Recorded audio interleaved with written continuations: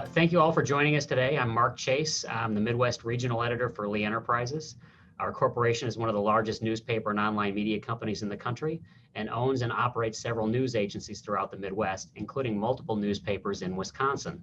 And that's who and what we are here to talk about today. Wisconsin finds itself at the center of the national spotlight, obviously, as results from in the presidential election apparently flipped overnight. And just recently, it looks like that Wisconsin, at least for now, pending any recounts, has been announced in the fold of Joe Biden for the presidential race. That spotlight is white hot, and similar attention has been on the state in a seeming fever pitch this year. Civil unrest emanating from the Jacob Blake shooting earlier this year in Kenosha led to wide-scale protests and rioting, both in Kenosha and the state's capital of Madison. And the activity garnered several days of national and international coverage earlier this year and shaped a good deal of the discussions of social consciousness that were present during the presidential campaign trail.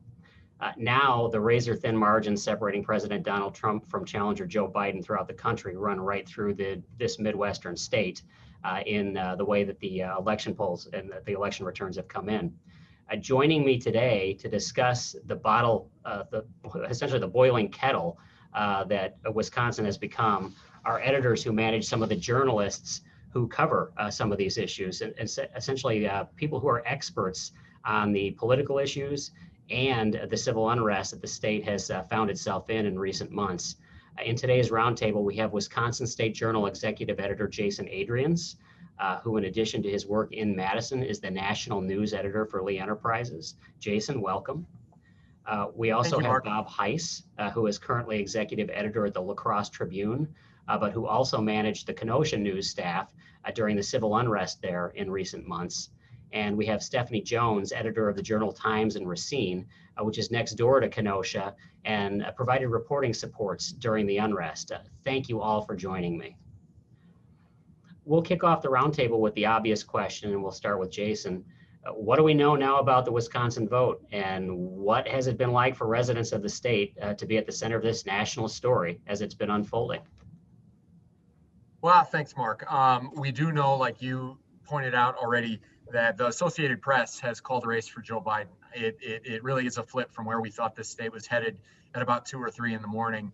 But the AP has called the race for Biden, which I think the last time I looked puts Biden in a position to essentially clinch the presidency with 270 electoral votes. If he's also to get Michigan and Nevada, those announcements could come later today. We also know that the president and his administration have promised to demand a recount in Wisconsin. That's well within the president's right to do so, and we anticipate a legal fight here, of course. To your other question, we've gotten used to this here in Wisconsin. We have Act 10 with Scott Walker in 2010 and 2011. Of course, we all remember election night in 2016 with Hillary Clinton and Donald Trump. That came down to Wisconsin. And I think right now, if I had to take the temperature of the state, and of course it depends on who you ask, and there are multiple different perspectives out there. I think that after speaking with some of our readers and some of my own personal friends in Madison, Milwaukee, and then throughout the Fox cities and in Green Bay so far today and last night, it feels like we're kind of living in two states. It's very divided. Madison and Milwaukee definitely feel very progressive, very liberal, very pro-Biden, especially certain segments of Milwaukee. Whereas if you look at the Fox cities, you look at northeastern Wisconsin, that has emerged to Trump country. And so it's hard sometimes to see a state that has so much shared history and so many shared experiences be divided in this way by two major metro areas and the rest of the state. But I think, Mark, right now, that's where we find ourselves today. That's an interesting segue because, following up and talking to Bob and Stephanie, you both have managed news coverage in Racine and Kenosha, regions of the state that favored President Trump at the polls this year. What are you hearing from officials as well as readers in your regions about the swinging of fortunes for Biden statewide? And how are people reacting to what they're seeing now? Well, I can talk about what we've been seeing in our area and talking to some of the staff in Kenosha as well.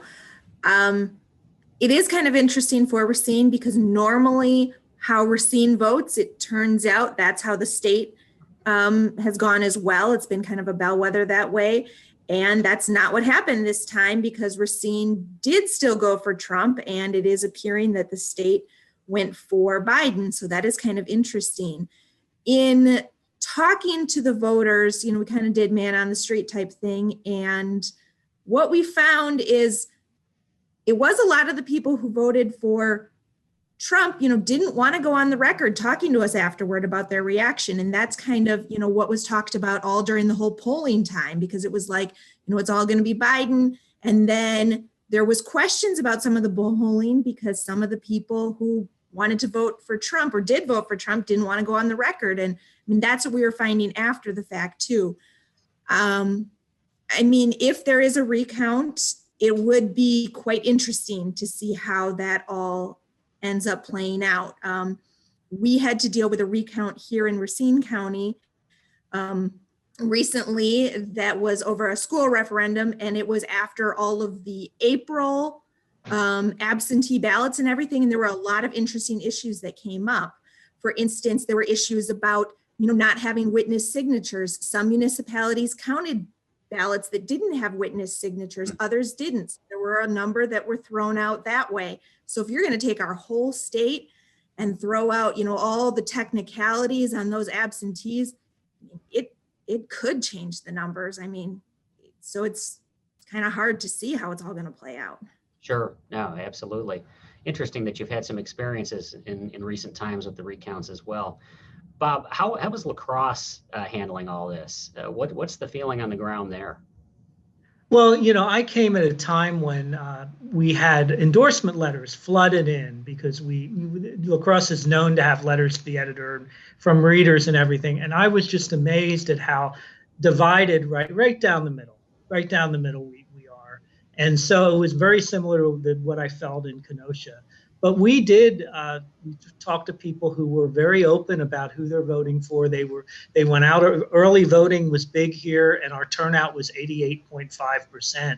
So we had an engaged populace. And I think one of the things to know is that at the beginning of this presidential season, it was expected Wisconsin could be the state that decides it. So I think a lot of people in the state realized that, and a lot of people in the state, including those here, didn't believe the polls. When the polls were showing 9 and 17, one poll was showing 17%. Nobody was believing any of that. Yeah, the polls have certainly had their issues in recent memory, have they not? I want to open this next one up to everybody so that we can kind of get to some of the other why you're used to the spotlight kind of questions. Civil unrest within the months leading up to the elections really put Kenosha on the map amid some extremely difficult circumstances. Of course, like for the rest of us, this was also unfolding in the era of COVID-19 and the pandemic. Tell us what it was like to endure those circumstances, not just as a leader of journalists in that area for Bob and Stephanie, but as residents of that area where the rioting was unfolding in your own backyard. Choking out businesses and jeopardizing lives and safety along the way. We'll start with Bob, and then we'll talk to Stephanie. Bob, you were directly over a lot of the folks that were right in the middle of these riots. Yeah, it was stunning, and from the very beginning, when we first went to the scene of the Blake shooting, and then the evening protesting and looting, and then the fires the next night, and then the shootings the next night. We're, as local journalists, we live in the community, we know the community, we know everybody. And at that point, you see things destroyed, you see people really tense to the point, and you see a curfew that is put in for everybody at 7 o'clock at night. And we live like that. And it's kind of interesting, America just saw all these pictures of boarded buildings in our major cities before the election. That has been the case in Kenosha since late August. In fact, I was at the post office, and the front of the post office still boarded up in downtown Kenosha. But I did feel that second day, third day of the unrest in Kenosha, one of the issues became the response. Did the state respond fast enough? And of course, President Trump sent in support. And right there, it became, I thought that would be one of the key issues dividing everybody in a divisive year at the polls. Yeah, for sure. Stephanie? Yeah, so for us, with Racine right next to Kenosha, I mean, people in Racine were terrified watching what happened in Kenosha. And just there was the fear every night that it was going to cross into Racine. And so Racine's downtown boarded up as well. Luckily, they're not boarded up anymore because they don't have that fear now. But I think that's kind of how people watched throughout the country and throughout the state, was watching what happened in Kenosha, a relatively small town, and thinking that could happen here. And being right next to it, we watched, being a journalist, being an editor also was terrifying, being up the night of the Rittenhouse incident where the couple people were shot. I was the editor working that night and in contact with the reporters. And I mean, sometimes it's hard to even process, to think like when you're getting that phone call that right down the street from me, several people were just shot. And just to think, I mean, if they were 1 block away, if they had turned and walked in the other direction, that would have been, our staff members. But, there were people that were killed, part of our community. And, that's terrifying to watch. Sure. Well, and your staff too. Many of them are lifelong residents of those areas. So it's not just a job, and it's not just something they're covering. This is unfolding in the communities that they know and where they spend time with their families. So on that note, Jason, Madison also experienced its share of civil unrest in the wake of all this. Now, as the state's capital, Madison is abuzz because of the key role the state is playing in election returns and results. How is the city coping with all this? Because I know there were big business districts and other things that were shut down. There were some things that really impacted the city as a result of the civil unrest leading right up into the election. Yeah, so I think the city is trying to move forward for sure. We have done our best to rally around not just the people who are trying to make a point and to make sure that their voices are heard, but I really feel like I've seen people try to rally around the local businesses whose livelihoods were jeopardized first by the pandemic and then by some of the really violent protests late summer. So I do think that it doesn't really matter if you are pro Biden or pro Trump. I think when you live in Madison, you're pro Madison, no matter what. And we all want to see businesses flourish here, especially small businesses. And we definitely have always prided ourselves on a city that's going to allow everybody to have their voice heard. Now, what I will say is, going into today, it was a tough morning for a lot of people in Madison, no question about it. We had one of our reporters, Barry Adams, was out on the street talking to Madison residents throughout the course of the morning. And what I heard from those interviews was sadness, nervousness, and still yet a glimmer of hope that, okay, we don't know who's won the state yet. We don't know how this is going to all shake out. There was certainly some trepidation and some nervousness, though. On the other hand, I saw something on my way into work this morning that I rarely see. And I saw at least 4 or 5 trucks sporting their red Trump Make America Great flags on the Beltline on the way to work and flying them proudly. That's not something I saw yesterday. It's not something I saw last week. And now that the AP has called the race for Biden, those attitudes and those feelings probably will change and evolve. But one thing that we all know for sure is that the president of the United States right now, Donald Trump, is very resourceful and he's very savvy. And no matter what side of the political aisle you fall on, you know that he's got his administration and his legal team ready for a fight here in the state and throughout the country. And so I think right now, if you took Madison as a whole, you'd see certainly more optimistic people about the end result. Of course, we went for Biden here in Madison by overwhelming numbers. But I think that while there's a sense of optimism, like, okay, things aren't maybe as bad as we thought they were going to be at 2 or 3 in the morning, I think if you ask the majority of the people who live here, no one's counting their chickens yet, and everybody understands that there's probably a long way to go still. Well, that takes us to the next and sort of final step of our discussion today, growth and evolution. And those are things that can come out of these trying times. We've seen it time and again. I'm a huge fan of the state of Wisconsin. You can see my Favre jersey in the background there for those Go Pack. How can Wisconsin grow into a better and stronger state in the wake of this election matter, in the wake of Kenosha, in the wake of everything that you've experienced? In my experience, Wisconsin folks are tough. And they can absorb a lot of the friction that comes in, and they can become a better and stronger people from it.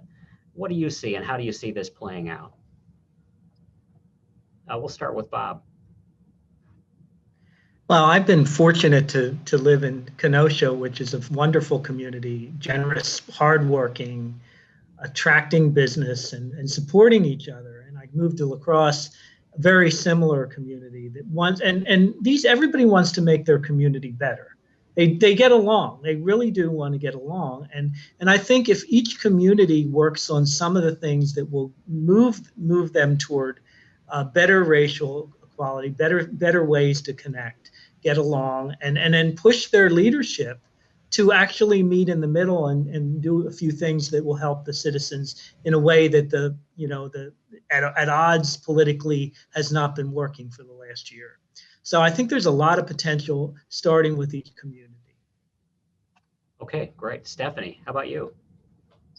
I think around election time, there's always a lot of divisiveness, but then after the elections are over, people are able to get along. I mean, that's what we've seen, and that, the Republicans and the Democrats are going to be able to get along. They're going to be able to figure out some solutions together. So, I mean, I have full faith that no matter who wins, we're going to be able to get along. We're going to come up with solutions, and it'll all work out.